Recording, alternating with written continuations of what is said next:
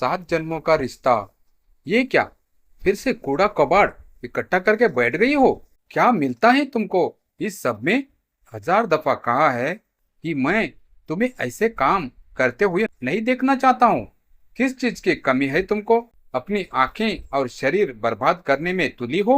रोहित ने ऑफिस से आते ही अपनी पत्नी रिया को उन सिलाई में व्यस्त देखा। वो तो झल्ला उठा था। उसे बिल्कुल पसंद नहीं था रिया का इस तरह के काम करना। यह वही रोहित था जो रिया के सरल स्वभाव और उसकी सादगी पर उससे बेहिंता प्यार करने लगा था। लेकिन समय के साथ साथ वो बदलने लगा था। रिया में जो गुण थे वही तो उसे अब अवगुण नजर आते थे। रिया भी रोहित में आए इस बदलाव से वाकिफ थी और जानती थी कि रोहित उसके हाथ में उन कांटा देखना हो तो उस पर गुस्सा होगा। वो अपने काम में इतनी व्यस्त हो गई थी कि उसे समय का ध्यान ही नहीं रहा कि रोहित आने वाला है। तो अपना ये सारा सामान समेट ले जो सोफे पर बिखरा हुआ था। वो रोहित के गुस्से को जानती थी, इसीलिए जल्दी जल्दी उसने उन सिलाई को समेटा और अपनी अलमारी में रख दिया। उसकी आंखों में आंसू भर गए थे। आज जो नया डिजाइन सीखा था वो पूरे दिन के लगातार प्रयास के बाद वो हड़बड़ाहट में बेकार हो गया था। उसी डिजाइन से तो वो अपने रोहित के लिए ऊनी मफलर और स्वेटर बनाने वाली थी, जिसके लिए वो कुछ दिन पहले ही तो बाजार जाकर ऊन लाई थी। उन पैसों से जो रोहित ने उसे अपने लिए कोई अच्छी ड्रेस लाने के लिए दिए थे। रोहित अब अच्छी मल्टीनेशनल कंपनी में काम करता था और उसे हर महीने अच्छी सैलरी मिलती थी। वो चाहता था कि उसकी पत्नी भी उसके दोस्तों के पत्नियों की तरह मॉडर्न हो, ब्रांडेड कपड़े पहने, किटी पार्टी में जाए। रिया एक मध्यम वर्गीय परिवार से थी। बचपन से माँ को एक एक पैसा जोड़ते देखा था उसने। पिता की कम आय पर भी वो कितनी खुश रहा करती थी और तीनों बच्चों की पढ़ाई लिखाई में कोई कमी न रहे इसलिए सिलाई बुनाई करती थी। उसके पिता को भी तो उसकी माँ का सिलाई बुनाई करना पसंद नहीं था, इसीलिए तो उसकी माँ उसके काम पर जाने के बाद ही मशीन निकालती थी। उनकी मशीन क्या थी रिया के लिए, तो वो किसी जादू से कम नहीं थी। जब माँ कपड़े सिलती तो सुई में धागा डालना और सिले हुए कपड़े को अपनी तरफ खींचने में रिया को बहुत मजा आता था। सर्दियों में जब उसकी माँ उन सिलाई से स्वेटर बुनती तब रिया उनके पास बैठ जाती और बड़े ध्यान से ऊन के गोले से ऊन को सिलाई पर बुनते देखती और दो सिलाइयों को हवा में उसकी माँ के हाथों के इशारे पर नचाते देखती। उसके लिए तो वो एक खेल की तरह था। पढ़ाई लिखाई के साथ साथ उसे अपनी माँ से ये गुण भी विरासत में मिले थे। उन्हें देखकर ही रिया ने बहुत कुछ सीख लिया था। स्कूल के आर्ट एंड क्राफ्ट पीरियड में टीचर उसके बनाए हर क्राफ्ट पर खूब तारीफ करती। अब अलमारी में ही घुसी रहोगी या जल्दी से तैयार होकर मेरे साथ मेरे दोस्तों के पार्टी में चलेगी? यादों के गलियारों से निकल वो वर्तमान में लौट आई। रोहित, मेरा बिल्कुल मन नहीं कर रहा, आप चले जाइए। तुम्हारा मन तो सिर्फ गरीबों की तरह सिलने बुनने में लगता है। एक से बढ़कर एक कपड़े मॉल में मिलते हैं और हाँ, वहां तुम्हारा सो कॉल्ड हैंडमेड सामान भी मिलता है। रोहित के साथ इस बात को लेकर वो बहस नहीं करना चाहती थी। हैंडमेड सामान जो महंगे दामों में खरीदते हैं वो किसी ने अपने हाथों से ही तो बनाया होता है। यह बात समझते हुए भी वो रिया के इस शौक की तारीफ ना करके उसे जलील करने लगा था। जी, मैं चाय लेकर आई। रिया ने अपने आंसुओं को छुपाते हुए उन्हें अपने दुपट्टे से पूछ लिया। चाय रहने दो, हम कॉफी पी लेंगे कॉफी शॉप में। रेयान के घर जाने से पहले एक नया रेस्टोरेंट उसी रास्ते में खुला है। अनमने मन से रिया तैयार होकर रोहित के साथ जा रही थी, पर उसका मन अतीत में ही भटक रहा था। रोहित से उसकी पहली मुलाकात कॉलेज में लगे क्राफ्ट एग्जीबिशन में ही तो हुई थी, जहां उसने अपने हाथों से बनाए सॉफ्ट टॉयज को भी सजाया था। सबकी नजर रिया के बनाए सॉफ्ट टॉयज पर ही टिकी थी। रोहित ने रिया के बनाए सारे सॉफ्ट टॉयज खरीद लिए थे और उसे बनाने वाले की खूब तारीफ की थी। रिया को भी पहली नजर में ही रोहित से प्यार हो गया था। धीरे धीरे उनके बीच की नजदीकियां बढ़ने लगी। रोहित का एक ही सपना था, अमीर बनना। उसके उस सपने में रिया खुद को उससे दूर होते देखती।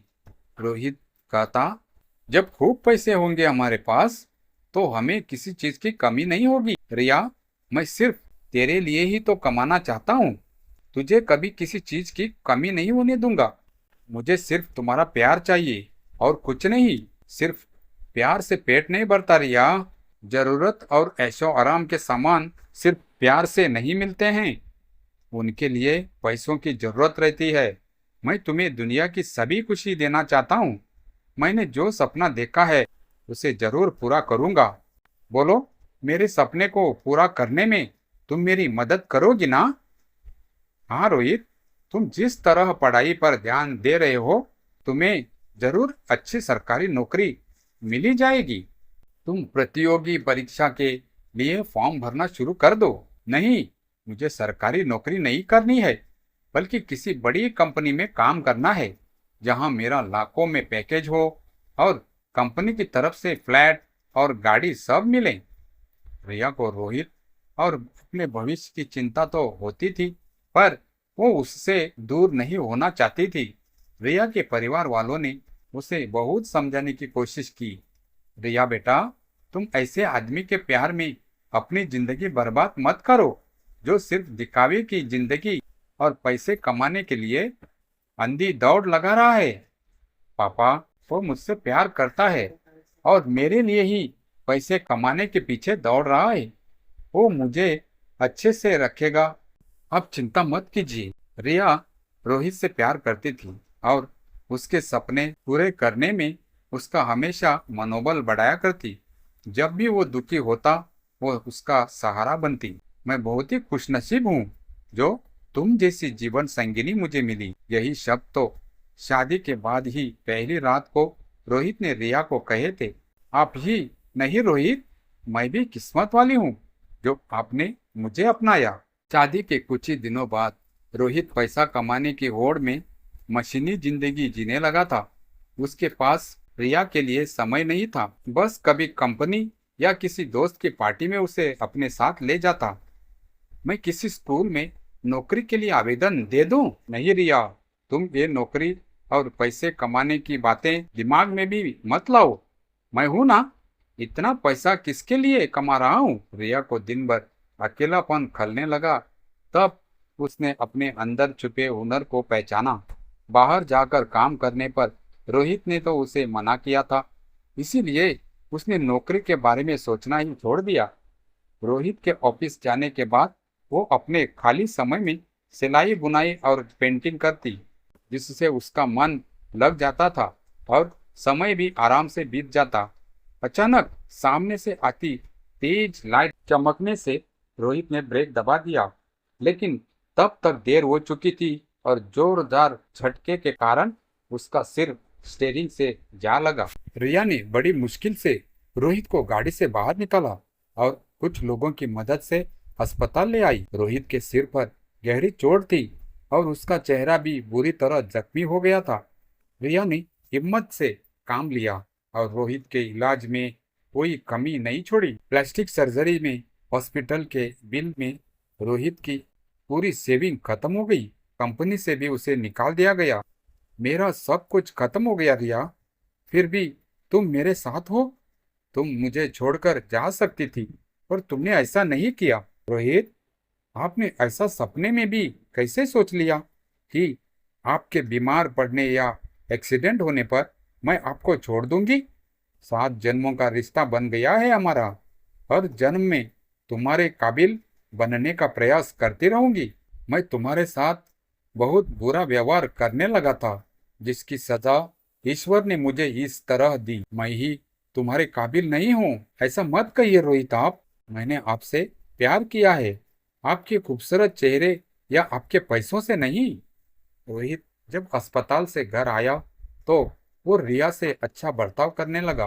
तुम्हारा जो मन करे वह किया करो, मैं तुम्हें कभी तुम्हारे किसी भी शौक को पूरा करने से नहीं रोकूंगा। अच्छा, अब यह तो बताओ कि मेरा स्वेटर अपने हाथों से बुनकर कब मुझे दे रही हो? आप पहनेंगे मेरे हाथ का बना हुआ स्वेटर? हाँ, जरूर पहनूंगा। रिया अपना ऊन कांट निकालकर रोहित के पास बैठी उसके लिए स्वेटर बुन रही थी और रोहित अपने किए बुरे बर्ताव पर शर्मिंदा था। रिया के प्यार और प्रयास ने आखिर रोहित की आंखों पर चढ़े दिखावे की जिंदगी के चश्मे को उतार दिया था।